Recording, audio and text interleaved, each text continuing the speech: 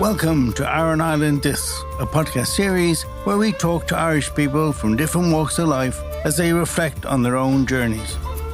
Join me, Russell McDermott, as we explore the many aspects of Irishness and what it means to each of our guests through life's ups and downs. Eamon Carr, welcome to Iron Island This, or should I say, pleased to meet you. Yeah, or happy to meet. Happy to meet you. I tell you what, I'm delighted to be here. Every day is a milestone now, you know. I think for all of us, trust me. So first question always starts with, have you been to the Iron Islands? I've been to one Iron Island, and it's to my shame, you know, and I'll tell you exactly what happened, and only the once, as they say. Yeah. Paul Drury was editor of the Evening Herald, and he called me in one day. Paul had a second home over in Inverness, and so he said, right, he said, I want you to go over to the Iron Islands. I said, what? And to do a story. And I said, but sure, you know, the Gaelic is not great, you know, not going to flourish. So he said, no, it doesn't matter. He said, the story was that the Inisheer was losing its priest. And so they had a church and the parishioners wouldn't have a priest. So anyway, I had to go and do a story. With great trepidation.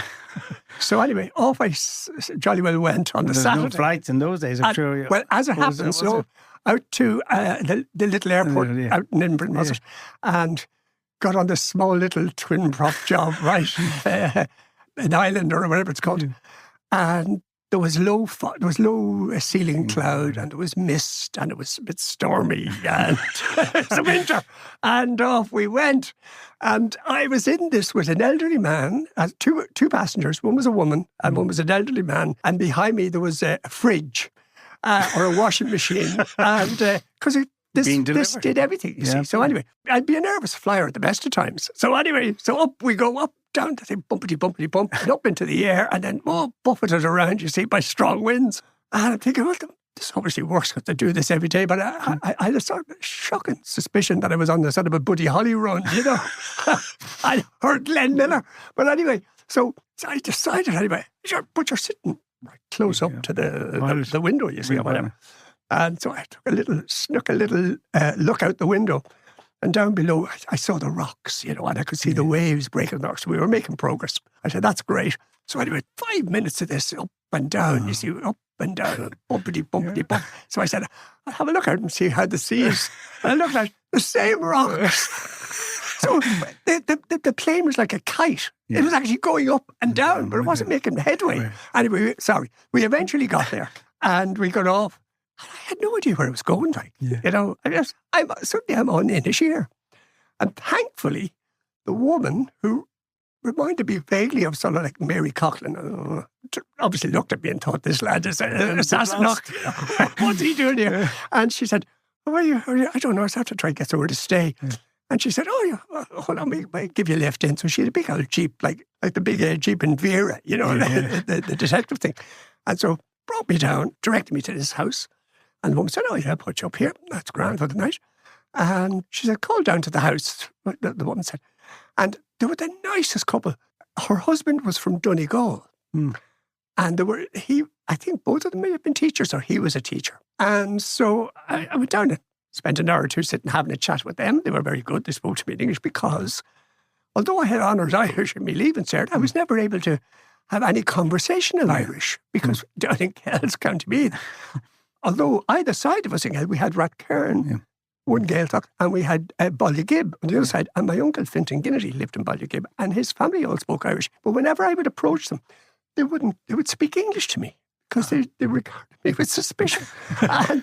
And as it turns out, I was there to do a story on the fact that there was no priest. And the other man that had been on the plane with me was, in actual fact, a temp priest. Right. And he was an Irishman who had been, he just retired, and he spent a lot of his life in Glasgow, and he was over, and he was living in Galway, and he was helping out. So he would fly out, hear confessions on the Saturday night, and do Mass on the Sunday. Yeah.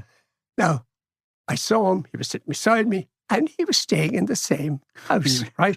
The same B&B. Yeah. But I just didn't hassle him or kept well away from him. Yeah. I was observing, you know. And then that evening, then I went to the pub. The pub. and where I drank Kilbeggan whiskey. But the wonderful thing was I had forgotten how many bloody stars there are in the sky. Yeah, the clear nights. There was no light pollution. No ambient light pollution, yeah. And, it was astonishing. The stars just seemed to be within reach. Yeah. Oh, no, it was almost a mystical experience. Well, the Kilbeggan might have had something to do with it too. I was going to say. But as it turns out, but it reminded me of years ago when I used to go to Andros or Sifnos or one of those Greek islands. And it was always like that. Again, no ambient lighting, and the stars were down on top of you. And you sort of understood the importance of the skies at night to our forefathers. And then the following morning, after Mass, I dropped down to my friends, who's dreadful. I've actually forgotten their names, but they were really nice people. And we went out and kicked a bit of football because there's a pitch there. And it was wonderful. But the other thing was as well that I saw scenes I recognised, although I'd never been there before, like the harbour. Yeah. I had a drawing by Sean Keating of a boat in, and the local lads were loading turf, and there it was. And then I had a... But you didn't know at the time it was? Well, actually, sorry, no. In fact, I knew it was the Iron Islands, but this was site-specific. I was there then. Yeah. And also, Elizabeth Rivers is another artist who some of her work I collected. And I saw scenes that I knew, and I had a painting by her of done on Inisheer. So it's astonishing, a circular coincidence. But I was only there for 24 or 30 or 5 or 6 hours or something like that.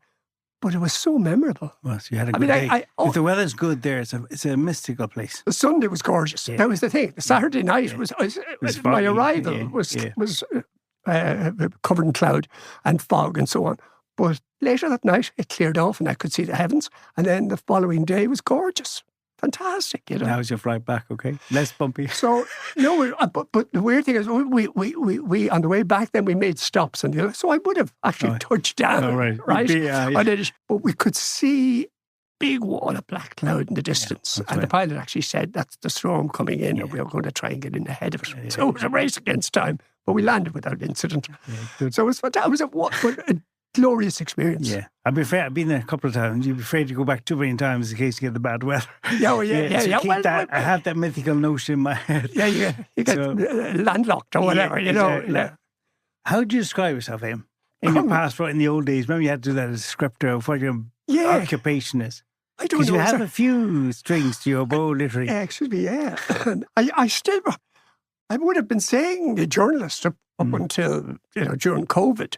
And now I think I say writer or sort of I'm still a member of the NUJ, actually. So, so I still sort of say journalist and journalist. And then I say, musician. and then if I'm prodded, I'll say art historian. And I'll leave it at that then. You don't say rock star, no? That never entered into it. I mean, baiting drums for a living. No, that was good crack. Is that an episode in your life?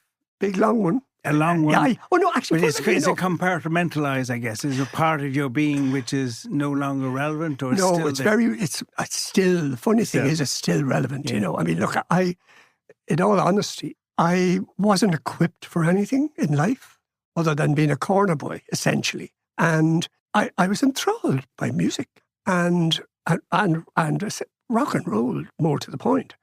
And so, I would have been a daydreamer.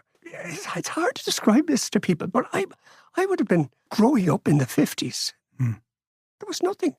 I mean, I wasn't even in Dublin. I was in Kells, County Meath. It was 2 buses a day out of Kells.